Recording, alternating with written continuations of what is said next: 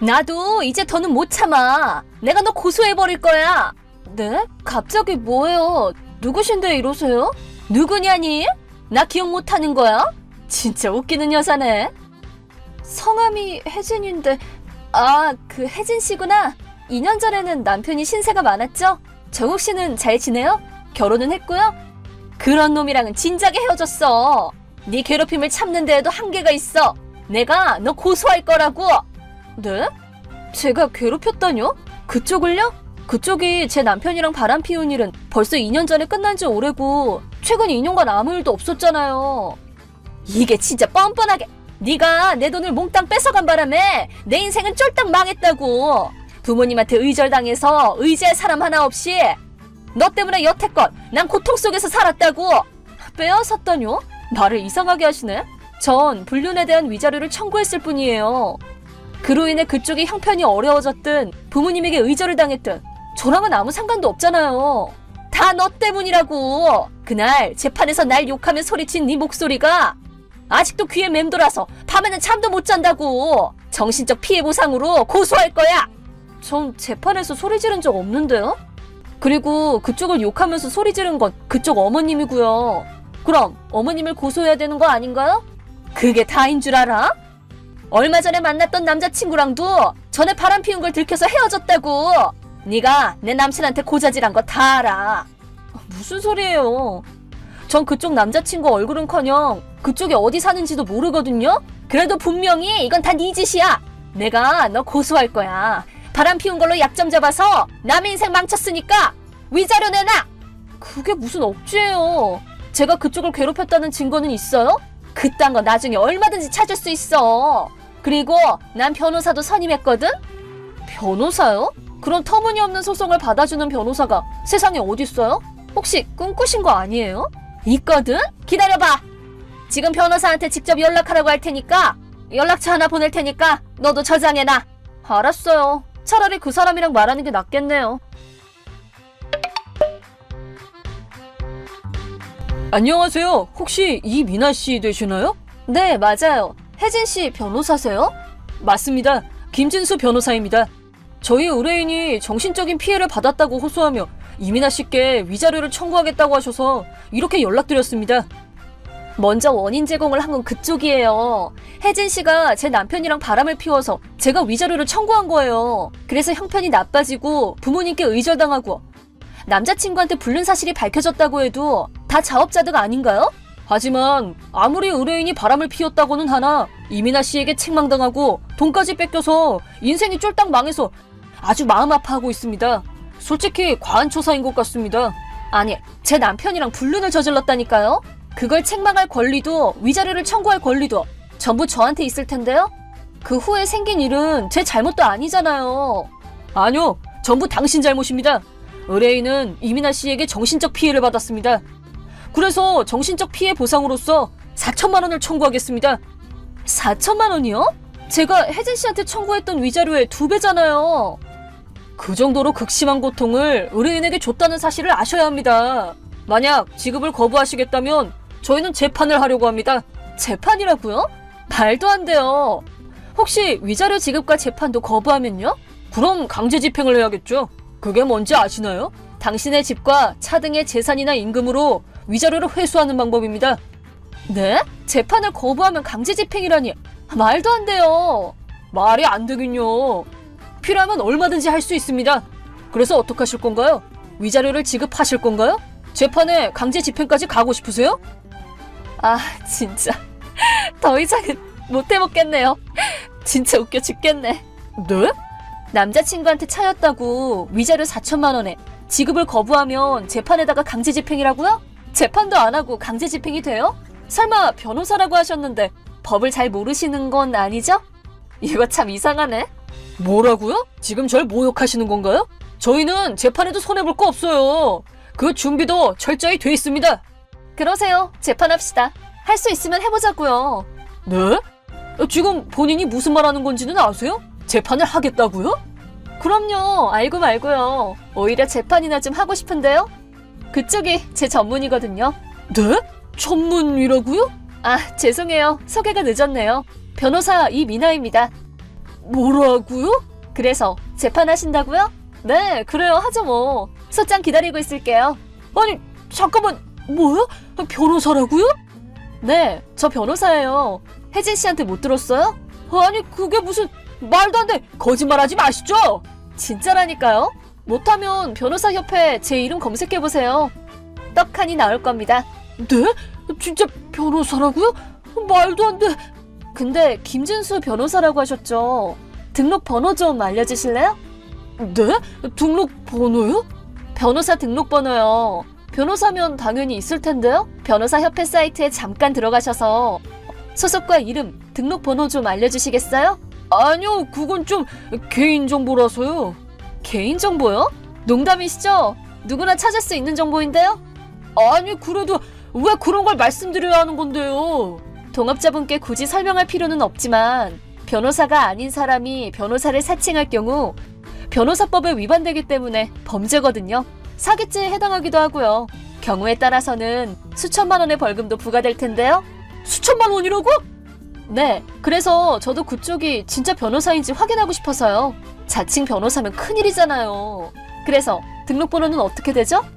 아니, 그게 죄송합니다. 그게 아니라요. 죄송해요. 네? 뭐가 죄송하고 뭐가 아니란 거죠? 김준수 변호사님. 죄송합니다. 저 변호사 아니에요. 죄송합니다. 용서해 주세요. 그럴 줄 알았어요. 이상한 게 한두 군데가 아니었거든요. 그럼 그쪽은 누구신데요? 그게 저는 아까 의뢰인이라고 했던 사람 동생이에요. 아직 대학생인데 누나가 그쪽한테 괴롭힘을 당했다면서 변호사인 척하고 재판한다고 겁줘서 돈 받아내면 저한테도 100만 원 준다길래. 그래서 변호사를 사칭해서 저한테 위자료를 청구했군요. 그게 위법이라는 건 아세요? 제가 대학에 알리면 간단한 징계 처분으로 끝나지는 않을 텐데요. 몰랐어요. 죄송해요. 학교에는 알리지 말아주세요. 정말 죄송합니다. 남매가 아주 쌍으로 멍청하네요. 뭐 일단 반성의 기미는 보이니까 다시는 저한테 접근하지 않겠다고 약속하면 이번 일은 그냥 넘어가드리죠. 착각할까 말하는 건데 용서하는 건 아닙니다. 다른 사람이었으면 체포당하고도 남았어요. 범죄를 저지르기 직전이었다고요. 무슨 말인지 알겠죠? 네, 정말 죄송합니다. 감사합니다. 누나분한테도 전하세요. 혹시 다음에 또 이런 짓을 저지르면 고소당하는 건 당신이라고요.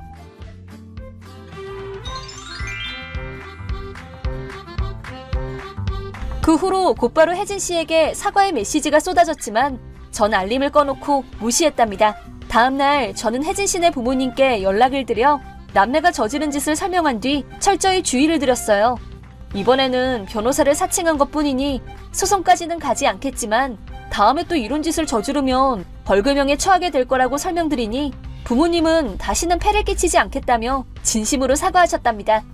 혜진 씨와 그 동생은 본가로 끌려가서 부모님께 눈물 쏙 빠지게 혼나고 반성하기 전까지 엄격히 감시당하게 됐다네요.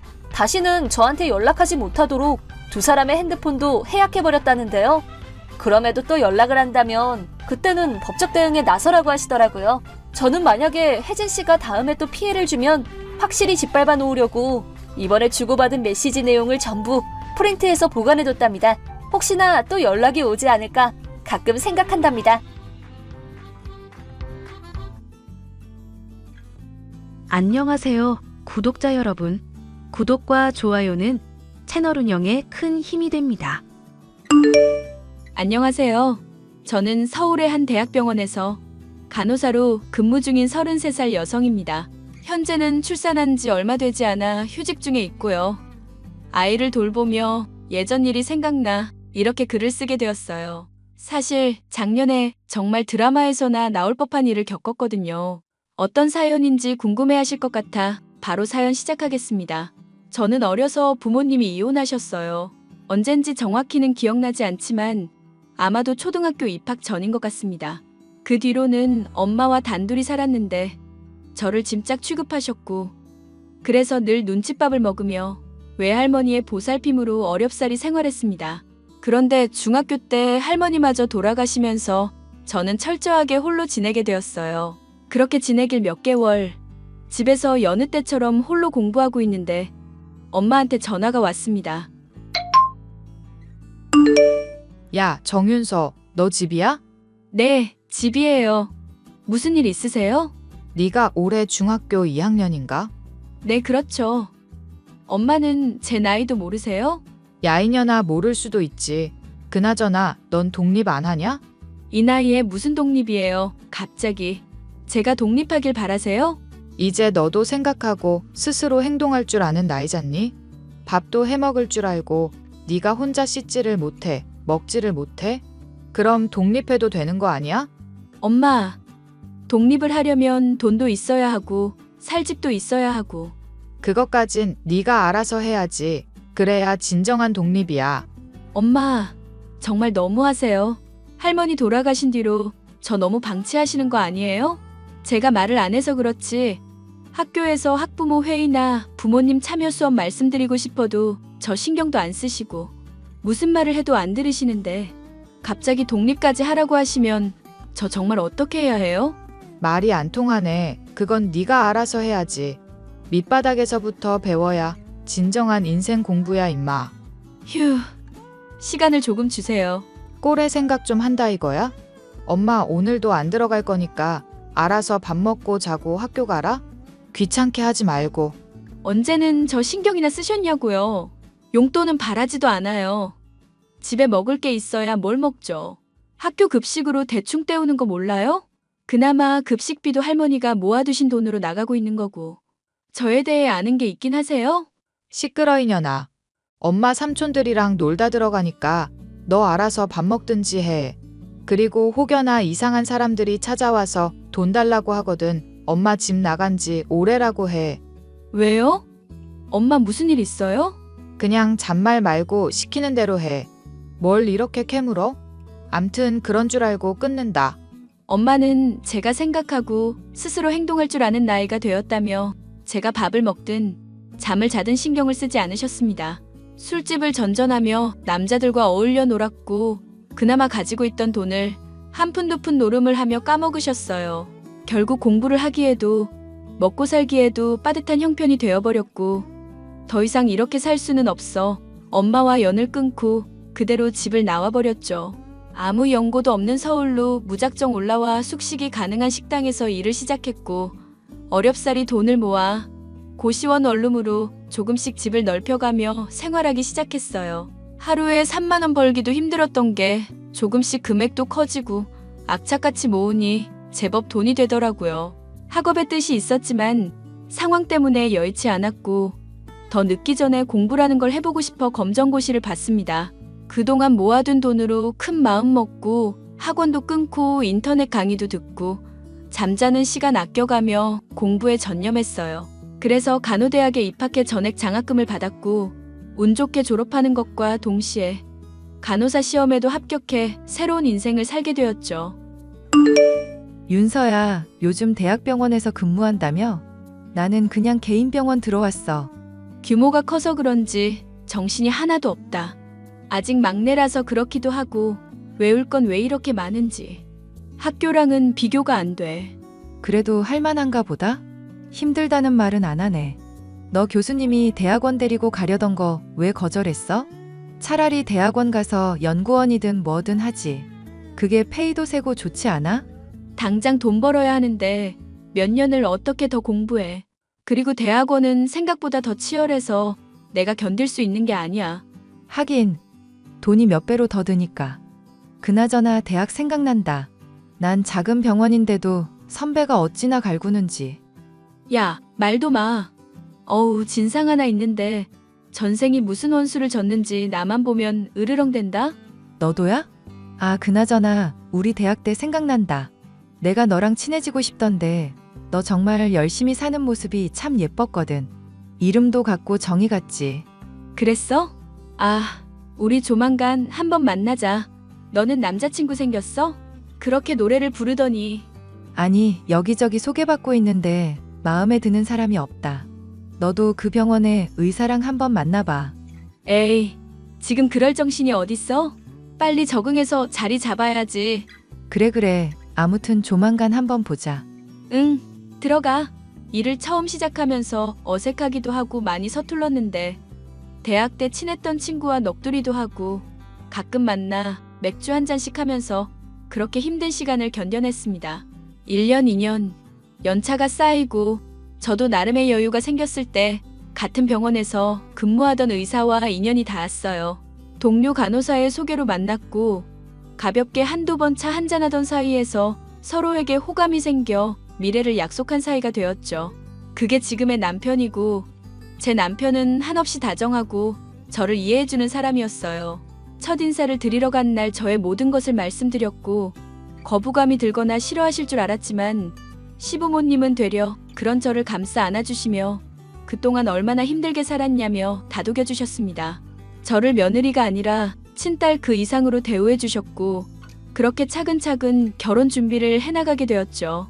그러던 어느 날 제가 쉬는 날 시어머니와 백화점도 둘러보며 점심을 먹고 근처 카페에서 커피 한 잔을 하던 때였죠. 잠시 망설이시더니 돈 봉투를 건네주시며 어렵게 말씀을 하시더라고요.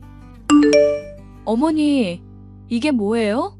내가 너한테 해줄 게 뭐가 있을까 생각하다가 딸이 시집 갈 때 보통 비상금 쥐어준다길래 내가 조금이나마 준비해둔 거야. 네, 이게 뭔데요? 헉, 어머니 이 큰 돈을 어쩌시려고요? 어쩌긴 내가 갑작스레 말해서 미안하지만 그 돈 비상금으로 갖고 있어라. 자고로 여자가 살림을 하다 보면 남편 눈치 없이 내 마음대로 쓸 수 있는 뒷돈 정도는 갖고 있어야 해. 아니, 그래도 그렇죠. 어떻게 이렇게 큰 돈을 받아요? 저 이거 못 받아요. 다시 넣어두세요. 그러지 말고 받아줘. 결혼 준비하면서 힘든 것도 있을 텐데 사고 싶은 거 있으면 눈치 보지 말고 사고 여윳돈으로 갖고 있어. 어머니, 저도 돈 벌고 있고 꾸준히 저축해서 돈 모았어요. 그러니 이런 거 필요 없어요. 부담스럽게 왜 이러세요? 부담스러워하라고 주는 돈 아니다.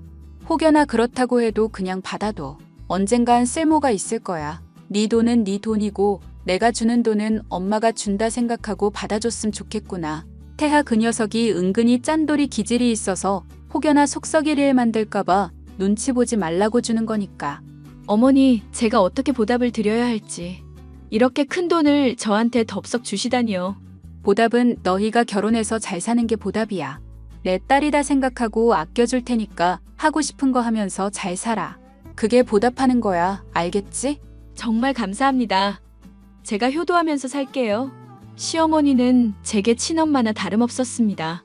혼자 사는 자취방에 반찬도 가져다 주시고 제가 아프기라도 하면 약 사서 집에 찾아오시기까지 하는걸요. 직업이 무색할 만큼 정말 아기처럼 소중히 대해주시는데 이런 따뜻한 분이 시어머니가 된다니 가슴이 벅차올랐습니다.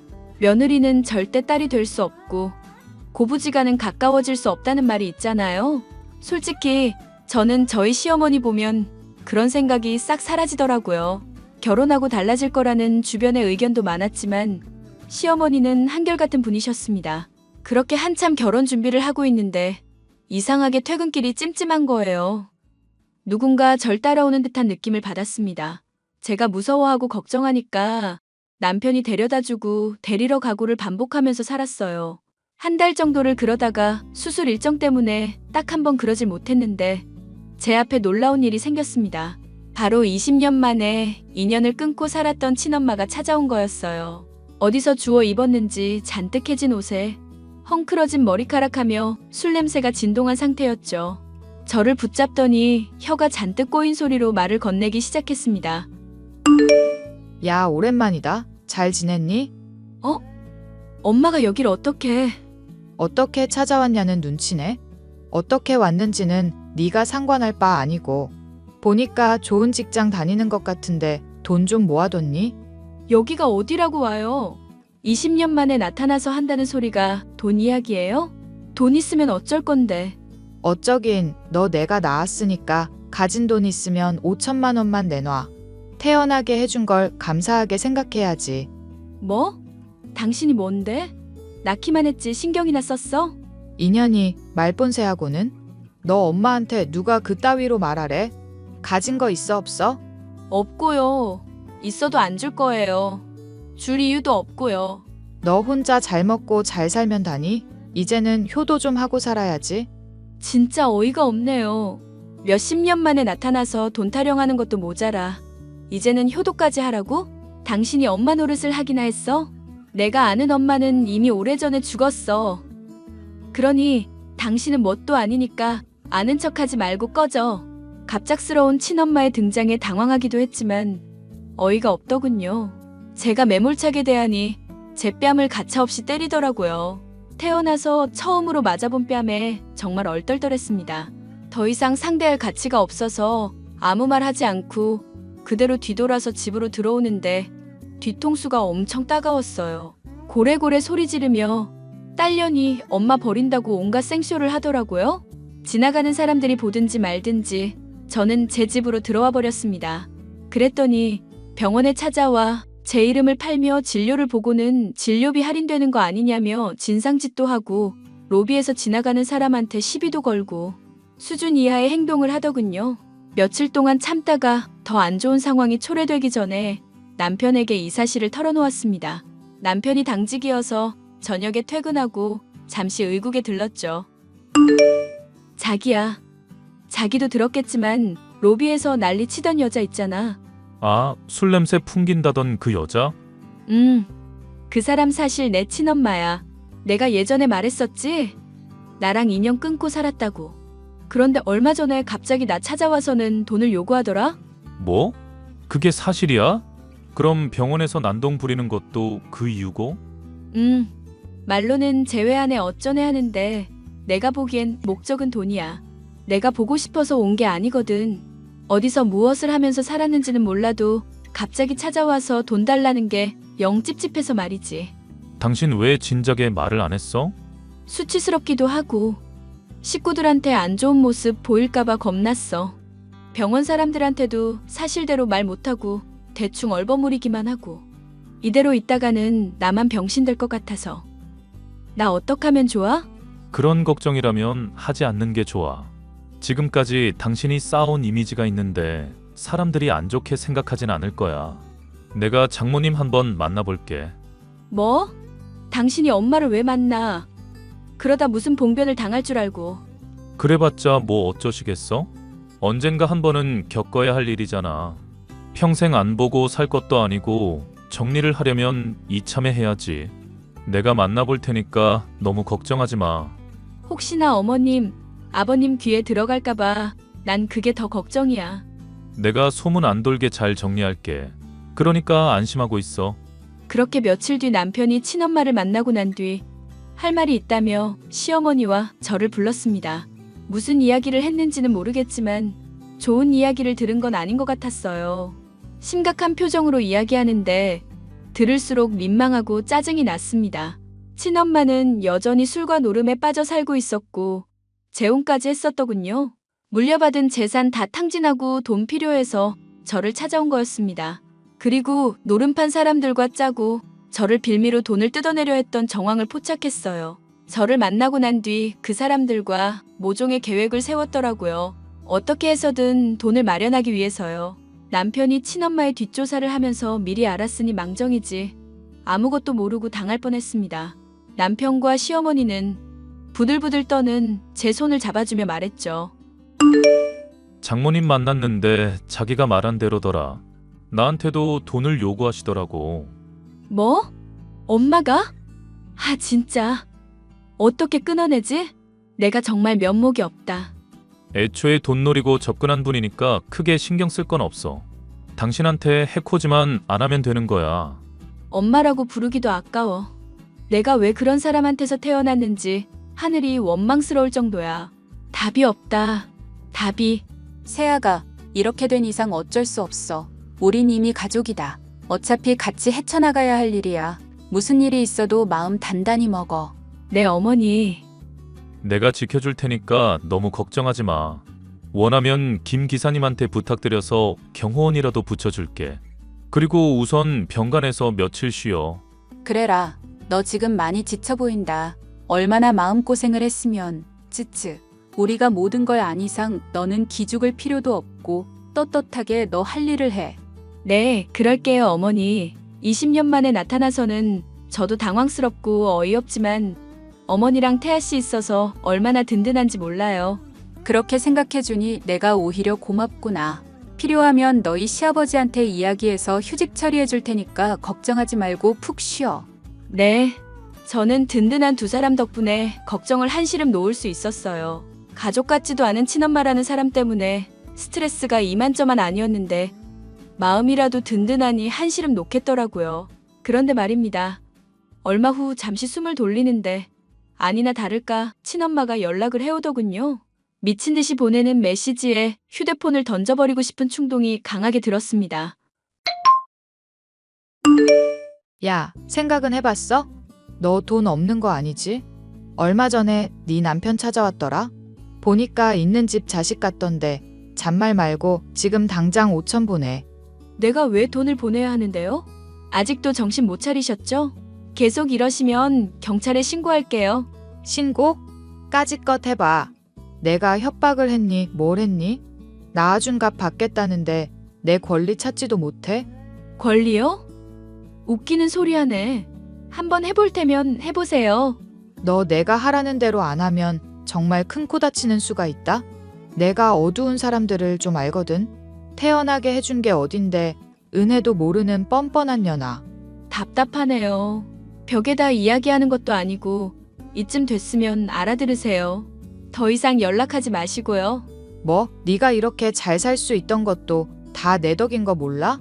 네 그 반반한 얼굴로 있는 집 자식 꼬셔서 결혼하는 것도 다 내 덕이라고. 20년 동안 뭐 하고 사는지도 몰랐는데 미안하다는 말 한마디라도 했으면 내가 이러지도 않아요. 어디서 뻔뻔하게 엄마 타령을 해요? 아, 미안하다 미안해. 이제 됐지? 그러니까 5천만 원 보내라. 필요 없거든요. 연락 차단하겠습니다. 이래서 딸년 키워봤자 소용없다니깐. 결혼하더니 출가회인이라 이거냐? 키워준 은혜를 알면 엄마한테 집 한 채는 해줘야지. 이 싹수 노란 년. 한 번만 더 이런 식으로 연락하면 진짜 싹수 노란 게 뭔지 똑똑히 보여줄게요. 뭐? 인연이? 진작에 나타나서 미안하다 한마디만 했어도 엄마 취급을 해줬을 거예요. 더 이상 할 말 없으니까 꺼져요. 매섭게 쏴붙이니 이상하다 싶을 정도로 며칠 동안 연락 없이 잠잠하더라고요. 2주 정도의 시간이 흐르고 제가 병가를 내고 집에서 쉬고 있었습니다. 장을 보러 외출을 하고 왔는데 글쎄 집이 난장판이 되어 있는 겁니다. 누군가 침입한 흔적도 있었고요. 놀란 마음을 가다듬고 집 밖으로 나가 경찰에 신고하려는데 머리에 큰 충격을 받고 그대로 정신을 잃고 말았죠. 얼마의 시간이 흘렀는지도 모르는 시점에 눈을 떠보니 웬 창고에 묶여 있더라고요. 인기척이 나자 친엄마와 남자 몇 명이 제가 있는 곳으로 들어왔습니다. 비몽사몽인 저에게 말을 건네더군요. 이제야 정신이 좀 드니? 여기가 어디예요? 지금 이게 뭐 하는 짓이냐고요. 보면 모르니? 창고잖아. 그러게 내 말 좀 듣지 그랬어. 너 결혼할 남자 아주 대단한 집안이던데? 병원장 아들이라니 역시 내가 딸 하나는 잘 낳았어. 그 사람한테 손 하나 까딱하면 내가 당신 죽여버릴 거야. 죽일 수는 있고 두 손 두 발 다 묶였는데 네가 무슨 수로 나를 죽인다 그래? 이거 당장 안 풀어? 당신 이거 엄연히 범죄야. 납치에 감금해. 엄마가 자식 훈육 좀 한다는데 뭐가 범죄야? 말 조심해. 진짜 당신은 미쳐도 한참 미쳤어. 적어도 날 딸이라고 생각하면 이런 행동을 하는 건 아니지. 뭐가 어때서? 네 남편한테 연락해놨으니까 곧 올 거야. 뭐? 네 몸값이 꽤나 비싸. 내가 현금으로 2억 가져오라 했거든. 곧 온다고 했으니까 기다려보지 뭐. 너 까딱하다가는 죽어. 그러니까 엄마 말 잘 듣자 우리 딸. 두어 시간쯤 흘렀을까요? 밖에서 소란스러운 소리가 들리길래 문틈 사이로 보니 남편과 경찰이 들이닥쳤습니다. 사실 이런 상황이 있을 거라고 예상하고 목걸이에 위치 추적 장치를 달아놨거든요. 남편은 진작에 제 위치를 알고 있었을 테고 때맞춰 친엄마가 연락을 하니 이때다 싶어 들이닥친 겁니다. 경찰들이 많은 쪽수로 들이미니 이러지도 저러지도 못하고 금방 잡혀버리더라고요. 경찰에게 붙잡혀 끌려가는 와중에도 친엄마는 당당하게 소리쳤습니다. 결국 친엄마는 폭행 및 감금죄, 주거침입죄, 협박죄, 사기죄, 상해죄 등 온갖 죄목으로 재판받게 되었어요. 이미 노름판을 전전하며 지명수배를 당한 탓에 합의고 뭐고 바로 재판에 넘겨졌죠. 재판장에서 친엄마는 자신의 억울함을 호소하며 난리를 쳤습니다. 그러고는 이게 다 저 때문이라며 저를 향해 비난 섞인 말을 해댔죠. 내가 왜 이렇게 살았는데 내가 무슨 죄가 있다고. 죄가 없어? 당신이 존재하는 것 자체가 죄야. 싹수 노란 게 뭔지 보여준다고 했지? 나 낳아줘서 고마워요. 이제 다시는 보지 말자. 너 인연. 내가 널 어떻게 낳았는데 이 엄마를 버려. 버리긴? 20년 전에 이미 날 버린 건 엄마야. 그러니 더 이상 아쉬운 소리 하지 마. 너 따위를 낳는 게 아니었어. 잘난 집에 시집 가면서 이 엄마 하나 못 건사해. 네가 사람이야? 그러는 그쪽은 사람이세요? 신성한 재판장에서 진상 피우지 말고 죗값이나 달게 받으세요. 나 알코올 중독자야. 정신도 온전치 않은데 내가 엄마로서 널 훈육한 거지. 이게 뭐라고 재판까지 받아야 해? 듣자 하니 못 들어주겠네. 이봐요. 적어도 엄마면 새끼 걱정은 해야지. 알코올 중독? 어따 대고 말도 안 되는 핑계를 대고 있어? 알코올 중독이면 납치하고 돈 뜯어내도 되는 거야? 이봐요 아줌마. 내 딸한테 내가 훈육한다는데 아줌마가 뭔데 참견이야? 말을 바로 하세요. 아줌마 아니고 윤서 시어머니입니다. 그리고 시어머니이기 전에 내 딸로 받아들였어요. 당신 같은 사람은 엄마 자격도 없어. 더 이상 자식 힘들게 하지 말고 지은 죗값 달게 받을 생각이나 해요. 더 할 말 없습니다. 소란 피워서 죄송하고요. 엄마라고 부르는 것도 이제 마지막이네요. 그럼 부디 잘 사세요. 야, 이 미친년이 낳아준 은혜도 모르는 년아. 야, 친엄마는 자신이 심신미약자라고 주장하면서 어떻게든 감형받으려고 애썼는데 제가 가지고 있던 모든 증거를 제출하니 빼도 박도 못하고 실형을 면치 못하게 되었습니다. 친엄마는 중형인 10년을 선고받고 구치소에 수감되었어요. 그리고 교도소에 수감되면서 알코올 중독 치료도 병행하게 되었습니다. 친엄마가 나중에라도 찾아오지 못하게 주소지 열람 제한, 접근 금지, 통신 제한 신청을 걸어버렸어요. 앞으로 몇 년을 더 살지는 모르겠지만 제 인생에서 엄마에 대한 흔적 자체를 지워버리고 싶었습니다. 그렇게 한바탕 소란이 잦아들고 저는 많은 사람들의 축하 속에 행복한 결혼식을 올렸어요. 허니문 베이비로 임신했고 현재 쌍둥이 출산해서 열심히 육아 중에 있습니다. 어머니, 오늘 아이들 사진이에요. 매번 이렇게 안 보내줘도 되는데. 코로나만 아니었어도 우리 강아지들 보러 가는 건데. 저도 어머니 뵈러 가야 하는데요. 어제 애들 접종하러 병원 다녀온 게 유일한 제 외출이었어요. 요즘 시국이 그러니까 서로 조심해야 한다. 이렇게 사진으로 봐도 예쁜데 실제로 보면 얼마나 귀여울꼬.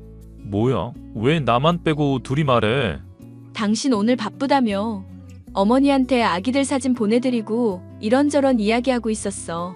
안 그래도 못 보는데 이렇게라도 봐야지. 얼마나 귀엽니? 세아가 많이 피곤하지? 어차피 해야 할 일인걸요. 그래도 마음은 편해요.